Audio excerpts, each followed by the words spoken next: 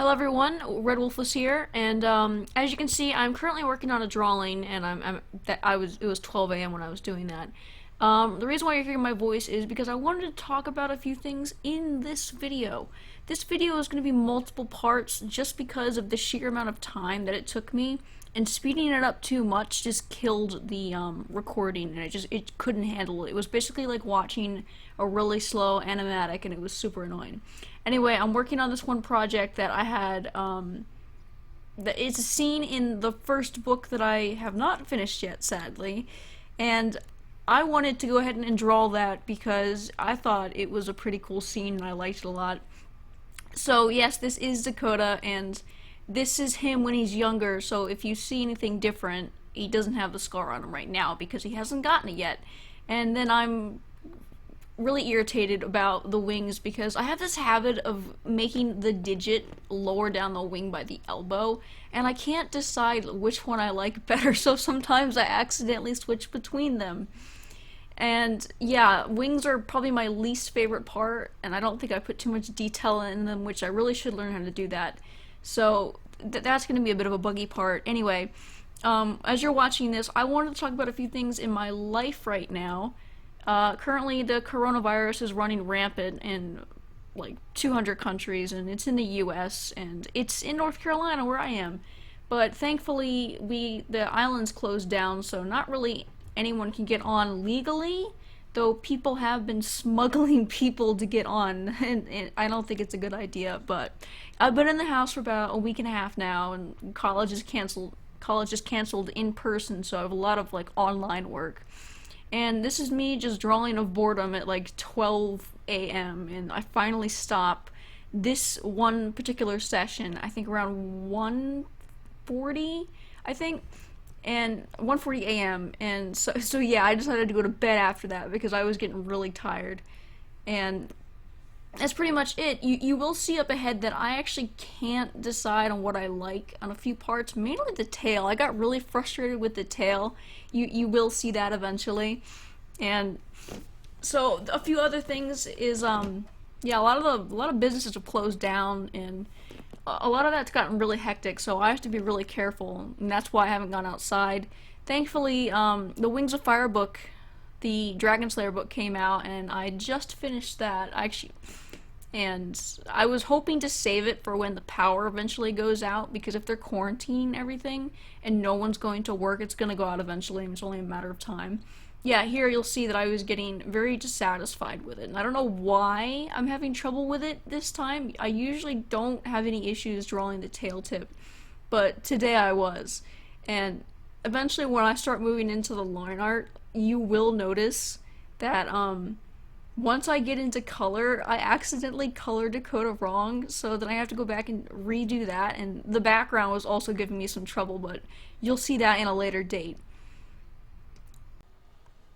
So, at this part, I'm doing the lazy man's way out, and copying that and just putting that because that worked, and it came out okay. I mean, I probably, if I would have taken more time if I didn't want to get this part done, because I really dislike like having to redraw the whole sketch because it didn't work. So because it was an older sketch anyway. And then I do come back, I add some more fine tune-ups and stuff like that, and made his head bigger because I felt like it was just a little too small. And then I do come back, redo this leg because that didn't work, and I was getting an issue where my pen tilted too much and it was registering somewhere else, and so it was just causing this weird glitch, and it took me a while to figure that out. And here I'm just redrawing that because I wasn't satisfied with the way it looked in its current form. So I was adding more detail to it, which I actually kind of like the way I'm drawing paws now, because they were always meant to be more elongated, because like they can hold, Dakodians can hold things and they're able to grasp things. They're kind of like dragon hands, they can pick things up. So here I'm adding more floof to him because the sleek look, I mean, it's a nice look, and I'm still working in between those two because I'm trying to find a sweet spot for it. So I'm just making, it look a bit more furry and natural and everything like that. So I do take off that chunk because that hand just looks a little too big back there. and I do end up redoing this in this part. Okay, well, so I'm actually yeah, this, as you can probably tell, this is like a commentary over the actual recording because it would have taken too long, and I'm trying something new. So I do shift that around and make that bigger because that looked too small to me for the proportion of the other legs and that leg. And I do redo the claws and give more detail in there. And I do, yeah, here we go. We're starting to floof him up a bit because he's just too skinny. So you will see up ahead. I will start line art in a minute, but in a second I'm going to be moving to the eye, which is giving me a ton of trouble because Dakota, he's supposed to be like, in this particular scene that's happening, he's supposed to be excited and he's also supposed to be angry. So you can see with his teeth that he's excited, but there's also anger in there, and you can see that by the way that his the front of his face is curled up and crunched up, and the way his eye is shaped. Because I was trying to get that fine line between, you know, the two, and I wanted to find a way to incorporate that with his expression. Because in this point of the story, near the end, he is a little bit off the edge. You know, character-wise, he's gone farther down than he was supposed to go, and he's kind of just like, I've had enough. I'm going home. So here we go, new recording next day. It's like 8, I think. Yeah, so now we're working on the line art and the coloring, and here's me just trying to figure out which one I want to use. So this one worked pretty well. I've been working on the noses a bit and trying to make that look more realistic and animal-like. And I do add some extra things here because I thought it looked better. So while we're watching just the plain old boring thing that I usually put music over, because nothing interesting is really going on at this point, I want to talk about some of the newer artworks that I've been putting up. And you will notice on my DeviantArt, for those of you who are following me on DeviantArt and stuff like that, I have been uploading Dakota as older state, and I wanted to kind of go back to the roots and just put in a newer, a younger version of Dakota, because I haven't done that in a while, and I really, really enjoy that. Their internet's giving me some trouble. Don't buy CenturyLink, guys. It's terrible. So, yeah, I absolutely hate CenturyLink, and it's awful. Anyway, Dakota in the books, I'm adding some new scenes because, again, I felt the story was too short, adding some new characters, and I wanted to actually, for those of you that have actually seen the chapters that the experimental chapters that I've put on DeviantArt, they're a bit old and the writing style is a lot different and horrible and bleh. So the character Blitz and the squad Blitzkrieg, because I kind of like that name and it resonated pretty well with me. I want to do more with them. I'm thinking about changing that one scene up where most of them die. I think I actually might let another one live because I want to have them, or a reoccurrence, because later down in the storyline there's some incidents with this evil organization that is working in tandem with this particular Dakodian species. I haven't really, I wouldn't call it particular. I think I've actually hinted at it a couple of times. I will say one thing, lycanthropy in Dakodians. It's a thing, and it's not like the traditional thing, I will say that. And there are a couple of issues later down the line with the character Ari and this other character that I haven't really named out in public. Like, I know his name. I think I've drawn him a couple of times, like in the way back, the older days. I don't know if I actually uploaded any of that artwork. I think I might go digging through all that stuff. Just to kind of give you guys some spoilers, there is a lot more to the story that I don't really talk about. And I think that I should actually get down a video and make a bunch of notes and just go wild with it, let you guys know everything. Maybe not everything. By the way, I want to do more with Norin because I feel like in the first few chapters, like, Dakota wasn't given really that much time in the books to kind of bond over him or over that one particular Windseeker Dakodian that met his untimely demise early on in the books. Like, there isn't much incentive for Dakota to be really angry about that, besides that, it's his people that he was supposed to rule one day. And other than that, I wanted to give it a more personal connection, because it just kind of sends it's going to send him down this darker path that leads up to the end of the book. And I'm actually really excited to do that. And I need to stop writing scenes that are not going to happen for like another few books. So I need to quit doing that. I'm releasing stuff. I released something 2 days ago, I think. At the time of this recording, it's a future story. It does have a spoiler warning because it's not out yet. And yeah, it's a scene that I was giving Dakota more character than he has in the current time, the time that I'm imagining right now, because everything's in my head. So it's kind of like a place for me to go where I'm like, oh, screw life. I'm just gonna go imagine this. And that was another key thing for me writing these stories, because it's all in my mind, but when I'm not here, it's going to be gone. And that's kind of my reason for actually wanting to publish my art out and create little stories and stuff like that, because, one day it's going to be gone. I think I can hear my dad out there.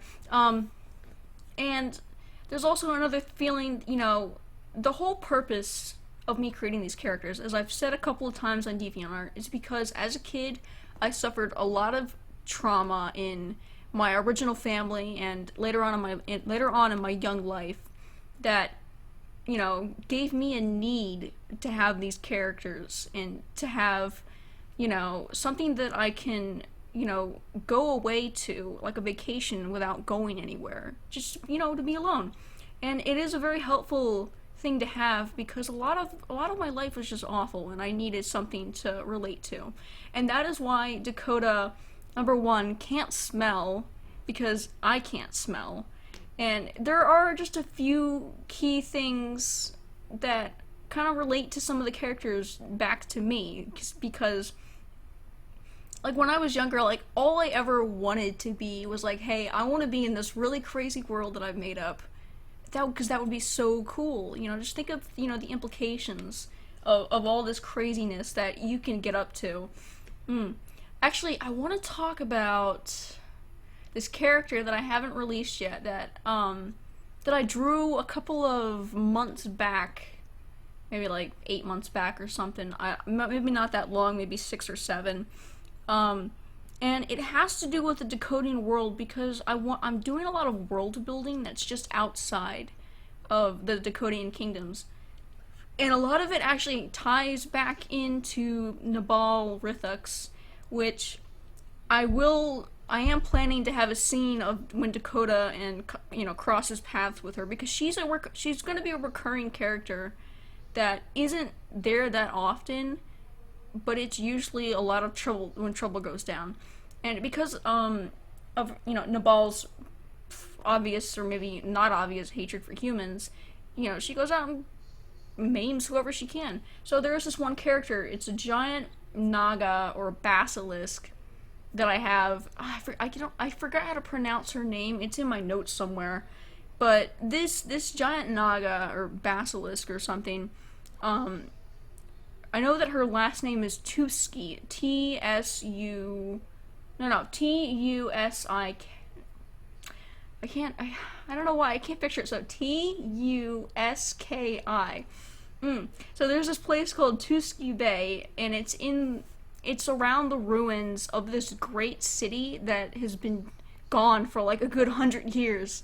And Nabal did something to it that I will elaborate more.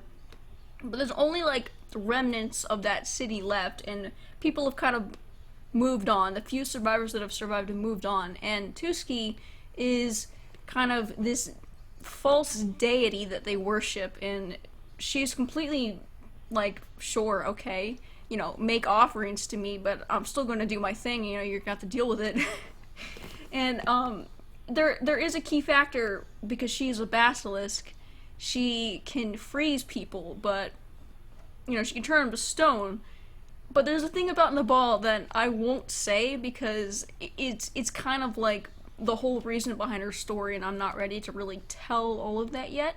And it's going to be a really, really cool part that I think you guys will enjoy once I get it out, because oh my god, I might revert to, when the power goes out, I might actually start finishing up some of the really important things in the book that I want to work on.